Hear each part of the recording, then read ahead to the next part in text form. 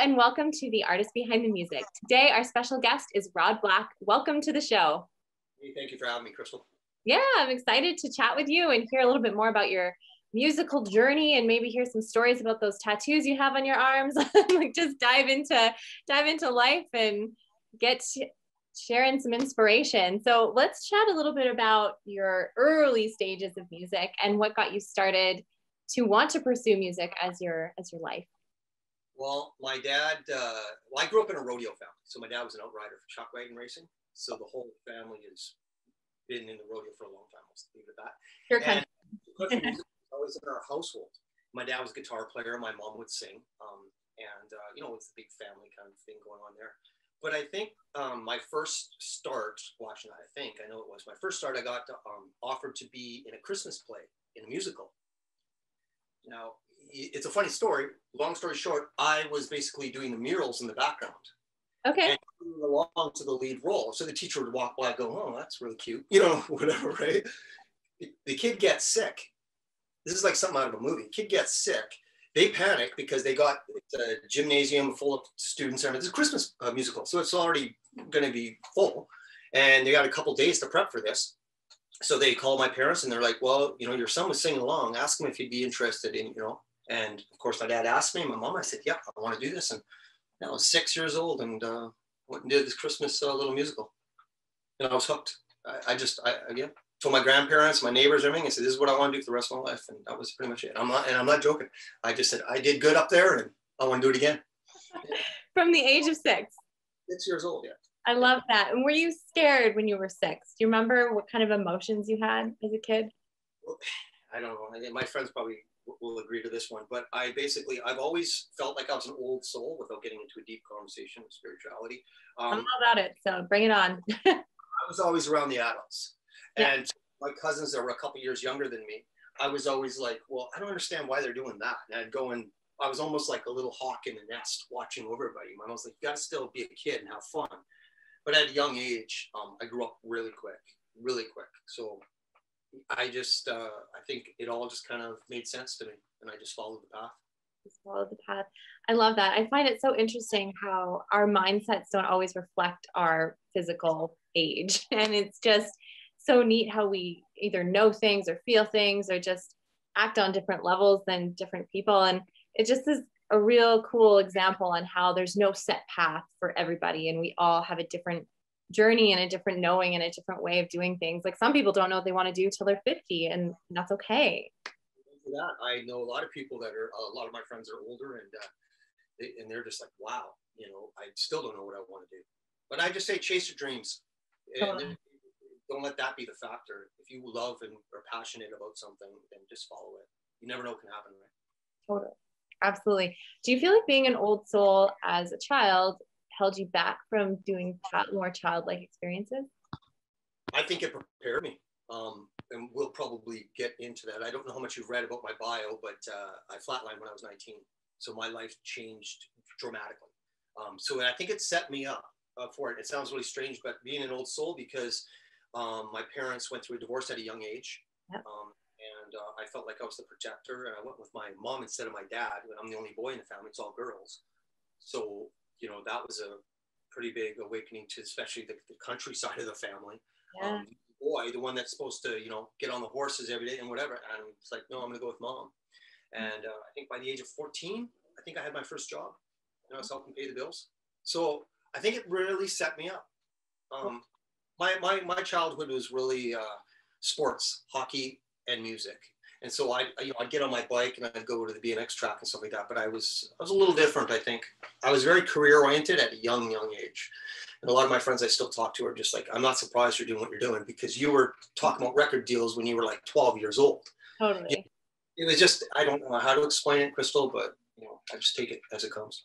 Oh, no, I love it. And it's just so neat to hear different perspectives and different stories on how people kind of experience and navigate their world and how they get to where they are today. So I'm super curious to hear more of your story about flatlining and what that did and how that changed your life and perspective and mindset and all of the things that you want to share about that. I'm open to hear. Well, yeah, without getting into a long story, it is a bit of one. I drank 190 proof moonshine at a party. just to impress some girls, basically. And I'm talking like, you know, like those big jugs that you see, you know, in old country movies. And well, my buddy had one actually. He stole it from his parents' liquor cabinet. It was one of those parties, right? It was in high school. And yeah, I was trying to impress some girls, let's just be honest. And it didn't go well for me. And so I got rushed. It was I rushed to the hospital. Actually, it was my mom. Again, she's an old soul as well. I think they're all like that in my family, actually. But she had an intuition. It was in Saskatchewan, it was in Saskatoon, and she was across town. And she just had this feeling that I got to be there for my son. So she raced back, and I was staying at my mom's for the weekend. And my buddy was bringing me back so they could go to another party. And she put her purse down, and she's like, oh, I guess the intuition's wrong. And then she was about to grab her purse and go back. And then she heard something at the door. And she's like, well, that's weird. Because it was fairly early for me anyway, on a weekend, right? You know, you're high school teenagers. So, you know, it was 11 o'clock or whatever like that. And so she opened the door, and here I'm kind of these two girls and my buddy Brian holding me up. And they were just going to just bring me downstairs so I could crash and then leave, which I would have never came back. That's what the doctors told me. So it was my mom looked at me in the eyes and said, my son needs to go to emergency now. And they tried to convince her otherwise because they were going to this party. And she's like, no, we need to go now. So we raced, got there, and life changed real quickly that night for me. Yeah. Yeah, it's crazy just the experiences that awaken us. Did you feel like your mindset changed after that experience, or the way you lived your life, or the things that you wanted to fulfill in your life shifted? Well, I probably put it this way. I don't really, without getting into it too spiritual, I don't pray for myself. Mm-hmm. I pray for others. And the reason without me getting emotional about it is because I feel I got a second chance. Then how could I ask for anything else, right? So everything else is just a bonus for me in life. And then you think that's shocking. And now, of course, there's craziness that happened and stuff I saw, and I'm sure that's another conversation. Let's just say it's the best feeling I've ever had in my entire life without getting too deep into it. And then shortly after, I was in a horrific car accident. It flipped 7 times into a farmer's field. I was in a back seat with no seatbelt. The driver and the passenger flew out right away, and I stayed in like a NASCAR accident. And then I got out of the car, and there's a whole thing going on there. And I saw the wheels going, and there's dust everywhere because we were in a farmer's field. And I could just see the bottom of the vehicle, and scared my mom because I had to run and I think I hitchhiked, if I remember, because I was 14 kilometers outside of Saskatoon, out of Sutherland. And just by anybody that's from Saskatchewan or Saskatoon area will know where the theater was. So that's a bit of a ways to run. I mean, and I don't know where the energy came from. I wasn't hurt. I literally walked. Well, I just came out of it, and I went to the hospital after I shocked my mom again. And because the RCP were calling her saying, your son is moved on, he's passed on. And my mom's freaking out. And here I'm coming, and I'm banging at the door because I don't know where my keys were. I'm banging at the screen door, and she's looking and going, oh my God, they're calling me, telling me you're dead, basically. You're going to give me a heart attack. And I'm like, what? Boom. And I hit the ground. And she's like, have you been drinking? I'm like, no, Mom. I was just so exhausted by what just took place. And then when we got there, the doctor was walking around the corner. It's, again, such like a movie. They were trying to convince, because the two people, the driver and the passenger, were in shock. So they were trying to explain to the policeman there was a guy in the back seat. And there's no way there was a guy in the back seat. There's no way. You guys are lying. And they're like, who was the driver? And she's like, it was. She just got her license, this girl. And they do believe it was Jennifer. And so the RCMP were like, you know, so of course they see me and with my mom, and they're like, you were the driver, you know, don't lie to us and whatever. I'm like, no, I wasn't. I was in the back seat. They're like, there's no way you were in the back seat, son. Did you see the car? And I'm like, well, I saw the bottom of it. Like, you know, I'm fine. I was like, there was no scratches on me, anything. They're like, so you were in the back seat of the car? I'm like, yeah. And I said, okay, I'm going to be honest with you. I wasn't wearing a seatbelt. And they're like, well, that's impossible. What are you talking about? You weren't wearing a seatbelt. Right before the car rolled, anybody that grows up on a farm knows driving on a dirt road, a lot different than driving on a highway, on a blacktop. That's for sure, right? So, and she didn't have enough experience as a driver drive that fast on a dirt road. So I could feel the car swaying. And we were listening to Aerosmith Pump on a cassette. And I go, either I'm reaching forward to turn on the music, tell her to slow down, because I know something's going to happen, or I'm going to go to one side and put a seatbelt on. I was in a little fastback, so of course I'm on the hump. You know, when you're a kid in the back of a car, you don't want to be missing the conversation, so you lean forward. Mm-hmm. So I'm like, I'm either going to put a seatbelt on, or I'm going to lean forward to turn the music down. So just as I lean forward, car flips. So now when I get out of it, now we're at that point where I get out of the car. Well, what happened was the car, the police, the RCP described it like almost like, again, like a NASCAR. You know, it will crush the back, and then there's no roll cage in those things. So there was basically, here's the, like, let's say about that much, they said, from the roof to the seat. I would have been crushed. I flew forward and I stayed wedged in there, almost like a roll cage, my own roll cage. When it clamped down like that, it held me in this little pocket with no seatbelt. And that's nothing. I've had other crazy stuff happen after that, but that's what happened when I was young. And that changed my whole view on life. Huh. That's so interesting. You're wow. I know it's probably, but it happened, right? Yeah. And it took me a long time to be able to talk about this, because a lot of people thought there's no way that could have happened. And I'm like, my best friend in Saskatoon, one of them was in the room when they told me, said, you know, when I drank the moonshine before the car accident, they said, everybody out of the room, we're going to lose them. And then I heard a ding, and definitely experienced something that it's a hard one to get into without getting emotional, but I experienced. You feel it made you less fearful? Put it this way, I live for every day, literally. Every day I wake up, I'm thankful. And especially now with my sister, my focus is all about my sister. And my mom, you know, because I mean, she's strong and I'm proud of her, but I mean, that's hard, you know what I mean? That's the baby of the family, right? And so my mom is very overprotective to start off with. And so, just like myself. And so it gave me a whole new purpose after that happened. It was about what can I do for others? Not so much what can I do for me, because I got a second chance. Well, first chance, second chance, whatever you want to call it. There was many more after that. Yeah. And then I thinking about all the stuff that happened. You know, I was in a horrific car accident when I was 4 years old. My mom saved me there. A semi hit the vehicle, went through us before we stopped. And then I was in another crazy accident where we were on our way to a volleyball tournament. And, you know, when you're teenagers, you want to hang with your bros, you know what I mean? And the coach had us all in separate vehicles, but we had a little Toyota. And you can own those little Toyota Tercels or whatever. I think they are those trucks. Yeah. You might be lucky if you can get 3 decent sized guys in there. Yeah. There was 4 of us in there. We're all crammed. And I remember going and talking about going to the game and getting ready and pumped and all that kind of stuff. And again, now this is before the flatline happened. I could never understand at a young age how I could see things almost like an intuition. I'm looking at this car and the car starts kind of swaying and the guys are talking and I'm looking, I'm like, oh my God. And the guys are like, what? I'm like, and then before I could even say anything, she came into the other one, the truck, the driver went like this sideways. And then I saw this vehicle come up this, and I was of course the passenger. I jump up over top of everybody to land. We all kind of landed on the driver, which is strange in itself. And then there was like an indent right here. And so we wild. We're going to make the volleyball game because we're on our way to the hospital.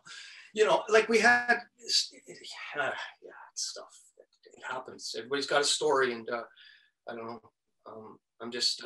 We'll just say I think I have angels sitting on my shoulder at times. Oh, for sure, absolutely, and it's just so interesting that so many similar things happened for you, and just looking at the lessons and the learnings, and I think sharing those stories help inspire people to live their best life and to remember that every day really is a special opportunity to live your best life. So that's exactly it, Crystal. And I think we, especially with COVID, not to get too much into it, but I think that we look at it as, you know, it was a downfall and everybody was, it's not good. You can't, you have to live in your bubble and everybody's doing their thing to be respectful. But at the end of the day, we got to look at the blessings of it too. It's bringing family closer together, more time with their family, right? I'm catching up with friends that I haven't talked to forever, right? Because I'm all over the place, you know what I mean? And time differences all over North America and all that kind of stuff, and even in the UK. But I'm catching up with people because I'm in this bubble, just songwriting, you know, and spending more time. And of course, you know, now with my sister and stuff like that, that's where my focus is. Yeah, no, it's so true. I know this year has been very challenging and really hard for a lot of people, for everybody, but just on different scales. But I think just focusing in on the beautiful things that we get to experience that we couldn't experience before, being so busy or on the road all the time as musicians, or just always just filling our days from morning to night doing things. And now we're more on the being side of things, I feel like, in this in this time period, which is a really cool lesson, I think, for everybody in the world right now. Yeah, it is. It's an eye opener for definitely a lot of people, and Sure. I think it's stronger. Yeah, absolutely, absolutely. Let's chat a little bit about your music. What you got going on? You just released a new song, and yeah, you know, a lot of people that know me, I've been in the music industry for quite a while, right? And so I'm just thankful that people even take the time to listen. But Jeff Johnson and I have been writing songs since probably I've known him since 1998, which is a long time.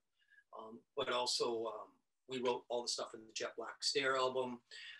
We've written for, we write for other artists and all that kind of stuff. And we were just sitting there, and he's like, you're always that guy that's got that little hidden message, and you know what I mean? And there's nothing wrong with that, with keeping on and all that kind of stuff, right? It's just the way who I am. And he starts playing this riff, and it's in the wintertime. And I'm like sitting there going, wow, it's got that kind of summertime kind of vibe. And we start talking about the cabin and talking about, wow, can't wait for, the summer to come and stuff like that. And Lake Town was written in probably 15, 20 minutes. And I'm like, wow, I got a song that kind of shows the fun side of me. Because believe it or not, I do have that, right? And he's like, awesome, let's cut it. And then Bristol heard it, and now it's going to radio fairly soon. Yeah, that was awesome. It's a great tune. Well, it's just a good campfire, kind of sitting around, on your boats, kind of, right? Just that kind of vibe, and that's what we were going for. Just a fun time. Summertime vibes. I like it. And then I want to ask you about your tattoos. Which one is your favorite, and what does it mean? Okay, so this one here, right here, was my very, very first one. So remember I was telling you, I do a lot of kind of segueing and dropping back, almost like the Pulp Fiction where they fade back and so on in my storytelling. So when I was young, I would always talk about record deals and all that kind of stuff. A lot of my friends were older, and I'd talk about record deals. My dad caught me in a conversation one day, and he said, I'll make you a deal, because all my friends were, I didn't smoke, but my buddies did. And so I had to bother my dad, because again, I was an old soul. So always hanging out with older people. And so he's like, a lot of your buddies have tattoos. I hope you're not going to get a tattoo. And I said, listen, I'll make you a deal, and I'm young, right? I think I was probably 12, maybe just turning 12, 13 maybe. And I said, I'll make you a deal. If I get a record deal, I will get a tattoo. But if I don't get a record deal ever in my career or life or whatever, I will never get a tattoo. And my dad's like, smiles. Well, that's a pretty, for a father, right? He's like, well, that's a pretty easy deal to make. Yeah. I called when I was in New York and I signed with Island Records with Jet Black Stare. I called him, and the first thing he said to me, he's like, well, I know where you're going. I said, wow, you remember? He's like, oh yeah. He goes, and he says, I'm really proud of you and all that kind of stuff. And but yeah, and so I ended up getting this one was the first one, and the 7s are very important in my life, very, very important. September 7th, 2007 is when I signed the record deal. Went on there. That date should have never happened. It was by something that happened at the airport, which was a very fluke thing. And I ended up signing on the day that I wanted to. I would have signed the deal on the 6th. And I kept on saying to the producers, I was like, I wish it was on the 7th. He's like, just be happy, man. The island wants to sign you. Oh man, 7. I kept that in my head. But anyway, yeah. And then on the 7th. So there's 7s here, the JBS, the flames, really, really important. I was on my way to with my buddy and I, we had a back of a house that we used to have a studio and we used to live in as well. And there was a horrific fire, and we were supposed to be there that night. We would have never woken up because of the smoke and stuff. But our girlfriends convinced us both, ironically, at different times through the day to stay at their place. We never did. We always went and we're doing songwriting or recording or whatever the case is, right? Yeah. And but that night we were both like, wow, why is your girlfriend saying it? And why is mine? I'm like, maybe they know something we don't. Well, as a joke, right? We're in the 20s. Sure enough, there was a fire. So that's I made it through that. But probably this, if you like, deep stories. Okay, so here's my angel. These are from all over North America, by the way, too. This was Langley. This is Texas. This is Texas. This is Florida, and this is Padre Island in Texas. So we're here, and I hope I'm not taking up too much time here. All good. Respectful of that. But anyway, hit the buzzer if we need to. What? So I'll hit the buzzer if we need to. You're good. I'm waiting for that. So we were in Padre Island, And it was our day off, and you know, sun shining, beautiful, beautiful day, and I'm like, I want to go get another tattoo. And this was really a notorious spot. It was like kind of almost a surf, or not Padre Island. Sorry, my bad. It was. No, I'm thinking of Texas. We're talking about Angel here. So I get a little confused on the tattoo. So we were in Florida at St. Pete's, I think that, or something like that. St. Pete's, I think it was. And so there's all these tattoo shops, and it's a surf town, basically, right? Something out of a movie, right? Like Point Break or something. So I see all these stores or these tattoo shops, and I tell the guys, okay, well, I'm going to go into every one, and I'm going to tell you which one I think I'm going to get the tattoo. And they're like, oh, Rod, you know, everybody, I get made fun of all the time, but whatever with that kind of stuff, right? But I do. I have a pretty good intuition, and I'm proud of that. So I'm sitting there, I'll go to the first one, go to the second one, go to the third one, go to the fourth one, right? Now, I'm not really paying attention, and so I hit the very last one.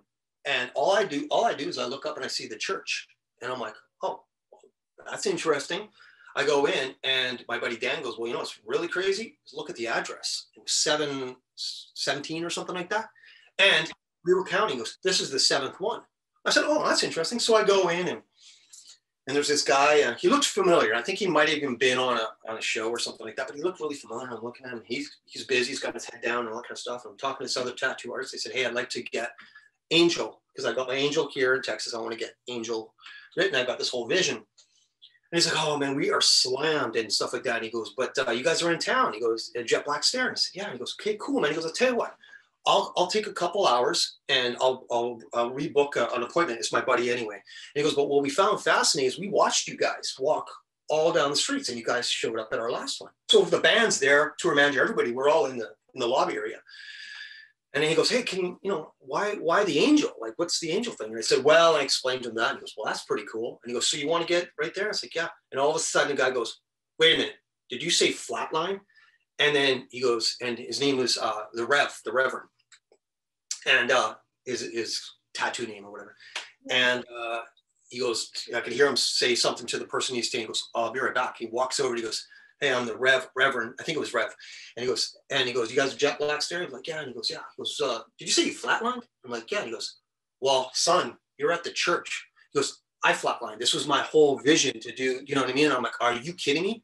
Sorry, I don't want to get too emotional here because I get, right? And looking at the guys are like, I am never going to doubt you ever again. We watched you, all you guys, and we were like, I wonder if they're going to come in here, right? You know what I mean? Because we were in spending time and whatever. And I said, no, man. I said, and he goes, well, did you know that was a church? I said, not really, until we kind of, as we're walking in, we look up and I look at the address, and I told him the seventh thing. And he goes, I would do your tattoo right now if I could. He goes, but this one's a long one, and I've had this client for a long time. He goes, but this guy, he's got your back. He's going to take care of you. So he says, even better. He goes, we're going to put the station close by, and you and I are going to talk while I'm doing my tattoo. So we're talking about our flatline stories. Crazy. The tattoo is just like, he doesn't probably even know the Rev why or anything, his story, right? We're talking about our flatline stories and stuff we saw and everything. And the band's kind of standing there going, what is going on? Like this. Not everyone can feel or go through that, right? Yeah. And so it was interesting. So that's the Angel. This is my family here in Chinese astrology. Nice. And so of course this is my Angel too. And then this is my favorite animal is the Black Panther. And I wanted color on this one to represent a little bit of not turmoil, but the struggles in life and all that kind of stuff. But this would never have any color on it. This is my spiritual side. That's why there's no color on this side. And so that's very so far on that. Very cool.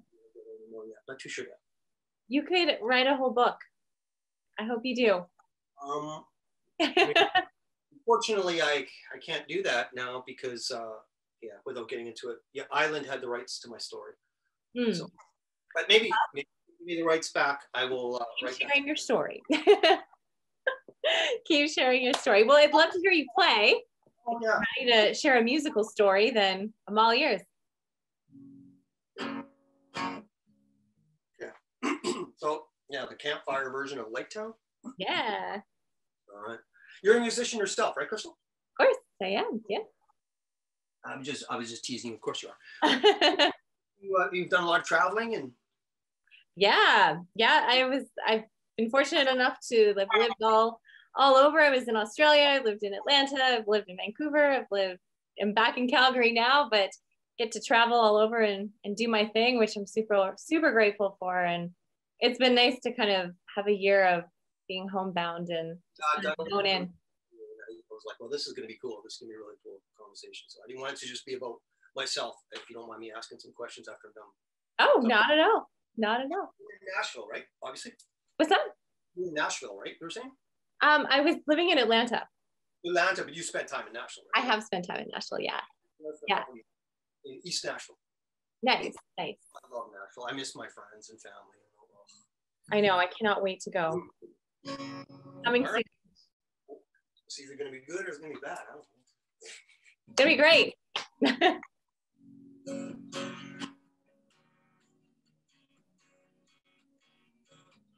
I heard the weather hit a record high. Been a week straight, warm sun shining. I got a gig in a cover band, Lakeside Drive, summer in the sand. And there they go, front row, singing every song. I get the feeling that the summer I'll be sticking around. Blenders turning liquid courage and they ain't slowing down. Margaritas, senoritas, pontoons slipping in the water. So take me to Lake Town, that's where it's going down. Bands on stage, people say that it's getting loud. Summer don't wanna stop, no it don't wanna stop. Find me where the water hits the stage. Take me to Lake Town, shake down.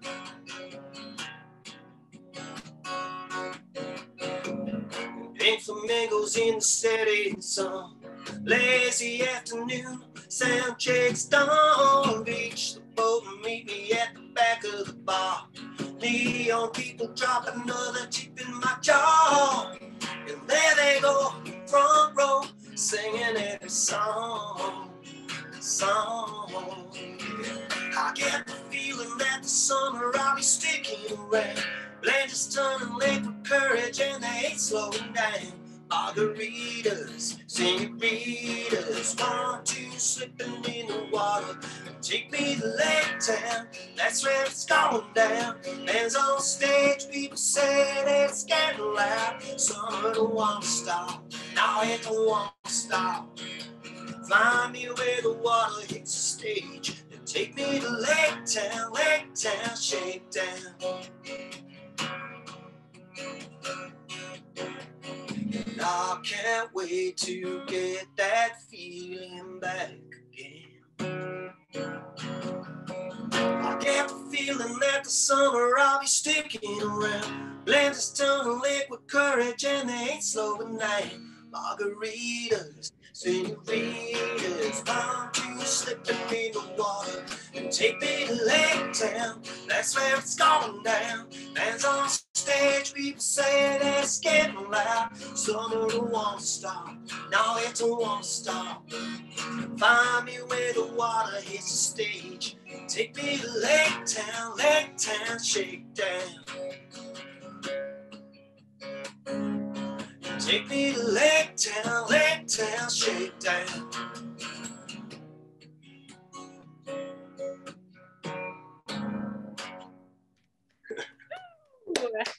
Awesome. I love that song. It just makes me want to be at a cabin in Ontario for some reason. That's just where I want to be when I hear that song. Cabins out in Ontario. Oh man, I miss that out there too. I know, it's so nice out there. So nice. Well, that's a perfect summertime vibe song. I love it. And it's been so great having you on the Artist Behind the Music. I always love wrapping these little episodes up with the question, if you had one message to share with the world, what would it be? Honestly, love and learn. And well, there's a couple, but I would just say, yeah, love and learn and just be good to each other. I love that. That's a beautiful message that we should all put into our days every day. So thank you for sharing. And thank you so much for sharing your stories. It's really inspiring to hear them and just know that persistence and life happens, but we got to just keep getting back up and going, and we get stronger from the stuff that happens in life. So thank you. Once we, I guess the travel restrictions, I'm hearing different things right now, but once we can kind of lift them up a little bit, I'll be coming through Alberta and all that kind of stuff. It'd be great. You know? Excellent. Well, let me know, and the door is open. What's that? Maybe we do a duet together. Absolutely. I'm all for it. I'm all for it. Coming soon. Thank you again for taking the time. And I would love to chat with you and find out more about your career too and all that kind of stuff. Because I know we have a lot of people in common. Totally. I look forward to continuing the conversation. Yes. Thank you again. And you have a great afternoon. Thank you.